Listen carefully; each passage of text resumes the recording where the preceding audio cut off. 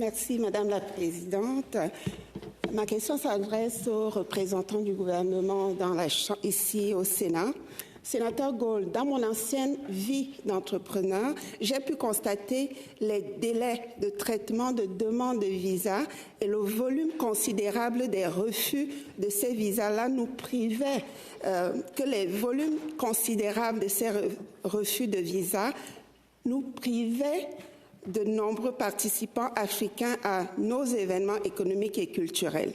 Cette situation qui persiste depuis des décennies ne fait que s'empirer et se détériorer aujourd'hui.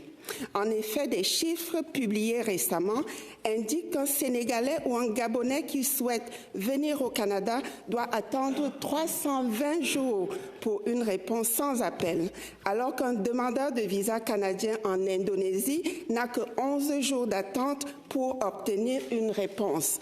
Sénateur Gold, qu'est-ce qui explique une telle disparité dans les délais de réponse et que fait le gouvernement pour changer cette politique discriminatoire qui porte préjudice à nos événements internationaux, particulièrement à Montréal?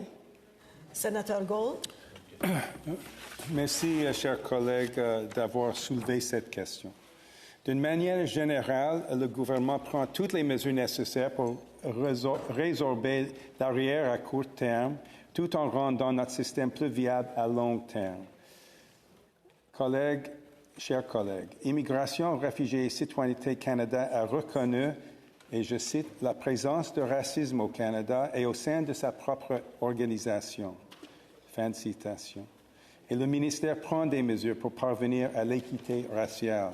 On m'a assuré que chaque cas est évalué en fonction de ses mérites, de manière équitable et conformément aux lois canadiennes. Le gouvernement a clairement indiqué que toutes les demandes doivent être traitées de manière impartiale et professionnelle. Sénatrice Jabba. Merci, Sénateur Gold.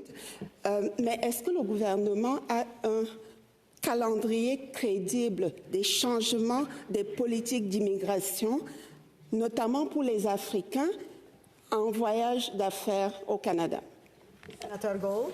Merci pour la question. Le gouvernement est fortement engagé dans ses relations avec les nations africaines. En ce qui concerne les demandes de visa, par exemple, je note que le Maroc et les Seychelles font partie des 13 nouveaux pays qui ont été rendus éligibles au programme d'autorisation de voyage électronique du Canada.